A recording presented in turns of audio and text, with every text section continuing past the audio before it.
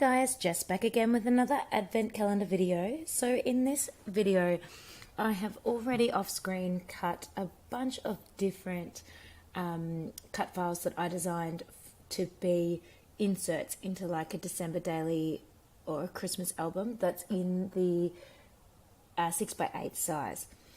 So I already printed these off screen and then I laminated them so they've got a little bit of a stronger plasticky feel to it, so they're not just going to tear out of the Christmas album. So this one is some really cute little elf stockings or shoes, and I also laminated inside the pouch a little doily and a little ampersand symbol. And so using the hot glue gun, I've connected on a little cat and a merry and a bright. And nearly all of that collection, the paper is Stampin' Up paper, and all the ephemera is nearly all of it is the new Reject Shop collection. So now just putting on a few enamel dots, little pearly red dots, and I am pretty much done with this one. Super quick and easy. Really love the way it looks. Just putting on some diamantes across the top of the elf's feet there, or legs there. I had originally done more detail in the cut file, but it didn't cut out properly, and I am a little bit running out of time with my advent calendar, so I actually just covered over it with that doily. That's why the doily has been, sorry, moving my chair, that's why the doily has been stuck inside underneath the, what is that called, laminating. Oh my goodness, I totally forgot my words. So this one obviously says December. I did go ahead off screen again, cut around all of the letters and all the little inside bits. And so what I'm doing here is just wrapping some gold string that is the Stampin' Up string and tying a little bow.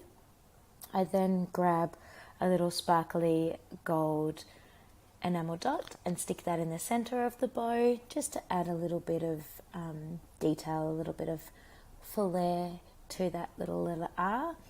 And then I dig through. I'm talking ahead because I usually get behind, so what I'm saying will be happening.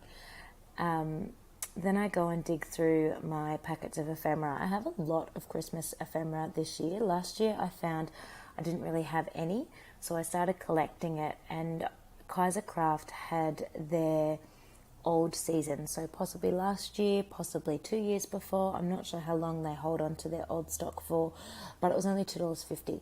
So I bought a couple of bunches of the Kaiser Craft collectibles in a range of their different styles, and then I also have last year's Reject Shop collection and this year's Reject Shop collection, and I'm just slowly making my way through, as you can see that big pile there, through those bits and pieces.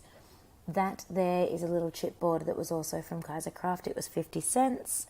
Yeah, I just find when Kaiser Craft is having a sale, their stuff is very, very cheap, and I just try and stock up as much as I can.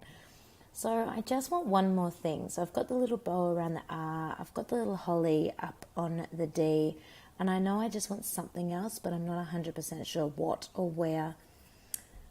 So I just have a bit of a fiddle and a bit of a play and a bit of a look through what I've got. I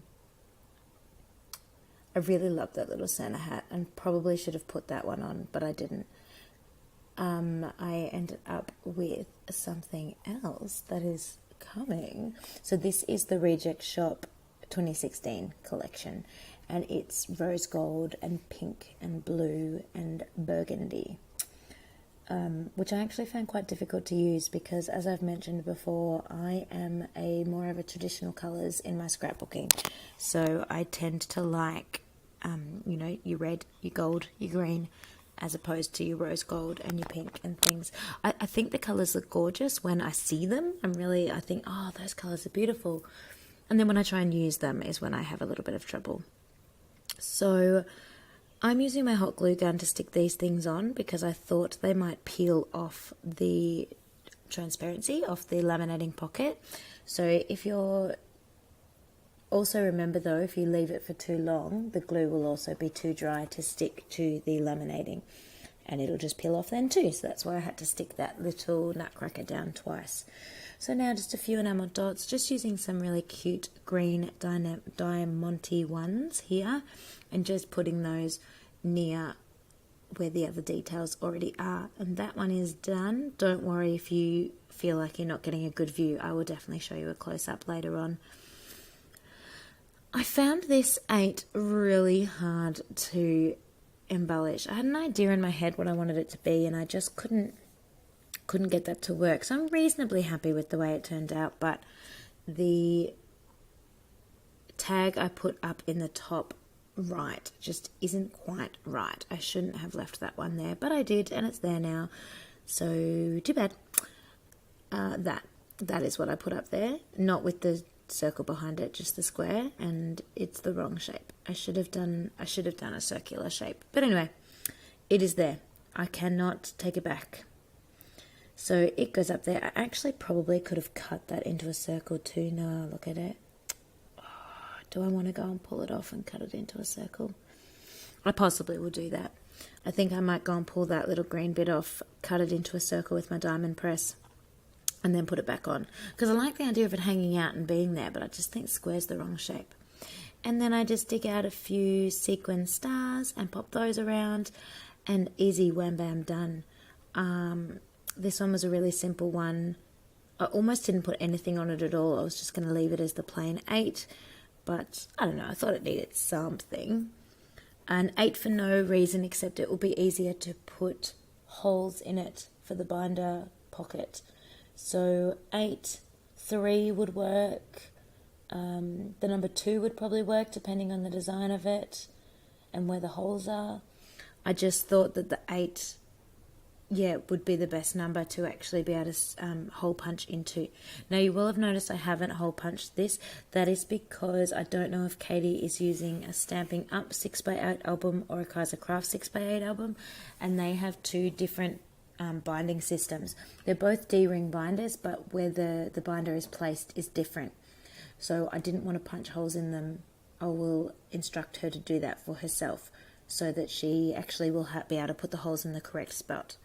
So this video is just about to finish because I didn't realize I didn't have enough room on my camera, and I ran out to finish filming this fa la la la and the last one, but I do have close-up photographs.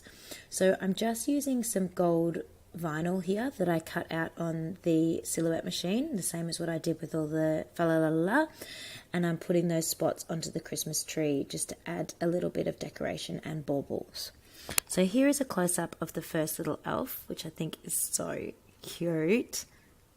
Ah, I love him. Little cat. And then the December. And the number 8, which I am really considering going back and changing that square into a circle. I may or may not do that. I don't want to ruin it, so I'll decide when I go and have a better look at it.